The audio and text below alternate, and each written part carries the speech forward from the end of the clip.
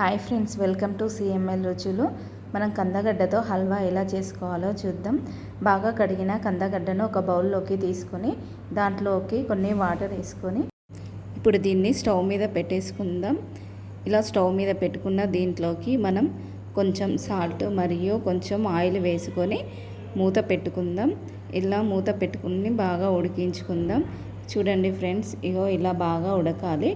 ఇలా ఉడికిన ఈ కందగడ్డ బాగా మెత్తగా ఉడికిందో లేదో ఒకసారి చెక్ చేసుకుందాం. చూడండి, ఇది బాగా మెత్తగా ఉడికింది.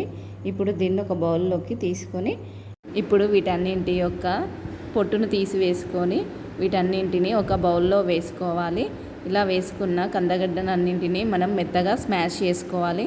చూడండి ఫ్రెండ్స్, ఇలా మెత్తగా స్మాష్ చేయాలి. మెత్తగా స్మాష్ చేసిన మిశ్రమాన్ని పక్కకు పెట్టేసుకొని ఒక బౌల్ తీసుకొని దాంట్లోకి ఒక స్పూన్ ఆయిల్ వేసుకొని కాజు మరియు బాదం వేసుకొని వేయించుకొని పక్కకు పెట్టుకోవాలి. ఇప్పుడు మనం స్మాష్ చేసి పెట్టుకున్న కందగడ్డ మిశ్రమాన్ని మిగిలిన ఆయిల్లో వేసుకొని మనం రోస్ట్ చేసి పెట్టుకోవాలి. ఇప్పుడు దీంట్లోకి కొంచెం బెల్లం వేసుకొని ఈ బెల్లం కరిగేంత వరకు మనం బాగా కలుపుకోవాలి.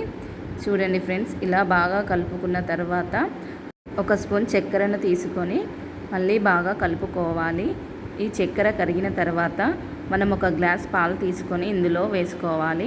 ఇప్పుడు చూడండి ఫ్రెండ్స్, పాలు మరియు కందగడ్డ మిశ్రమము రెండూ కలిసేటట్టు బాగా కలుపుకొని కొంచెం ఇలాచీ పౌడర్ మరియు ఒక స్పూను నెయ్యి వేసుకొని బాగా కలుపుకోవాలి. ఇప్పుడు మనకు కందగడ్డ హల్వా రెడీ అయినట్లేనండి. దీన్ని ఒక బౌల్లోకి తీసేసుకొని కాజు బాదంతో గార్నిష్ చేసుకున్నట్లయితే మనకు ఎమ్మి కందగడ్డ హల్వా రెడీ అండి.